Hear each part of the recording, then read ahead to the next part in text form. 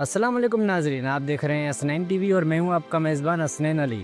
دوستو، کیا آپ نے کبھی سوچا ہے ایک مزدور کا بیٹا جسے 2 وقت کی روٹی بھی مشکل سے ملتی ہو، وہ کروڑ پتی کیسے بن سکتا ہے؟ یہ کہانی کوئی فلم یا افسانہ نہیں، یہ ایک سچی، دردناک اور سبق آموز کہانی ہے جو آپ کی سوچ کو بدل دے گی۔ ایک چھوٹا سا کچا گھر، مٹی کی دیواریں، بارش میں چھت ٹپکنا، سردیوں میں کمبل نہیں اور گرمیوں میں بجلی نہیں۔ اس بچے کا باپ دن رات مزدوری کرتا، پھر بھی گھر میں کھانے کو کچھ نہ ہوتا۔ ماں سلائی کا کام کرتی اور بیٹے کا خواب تھا صرف اسکول جانا۔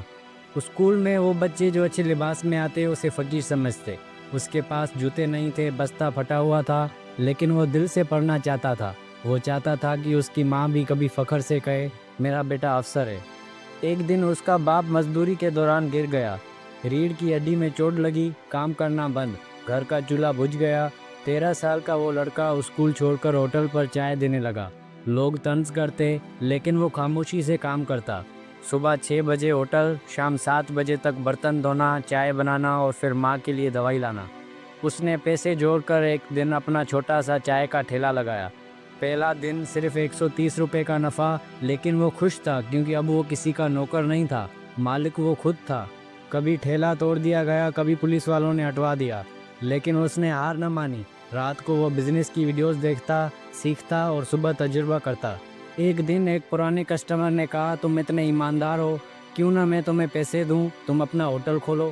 اس نے 50,000 روپے دیے۔ لڑکے نے چھوٹا سا صاف ستھرا ہوٹل شروع کیا اور دیکھتے ہی دیکھتے گاہک بڑھنے لگے۔ 3 سال کے اندر 5 ہوٹل، پھر اس نے ایک ٹرانسپورٹ کمپنی خریدی اور آج 70 لوگ اس کے لیے کام کرتے ہیں، لیکن وہ خود اب بھی ہر روز اپنے ماں کے پاؤں دباتا ہے۔ یہ لڑکا ہم سب کے لیے سبق ہے، غربت عیب نہیں، ہار ماننا عیب ہے۔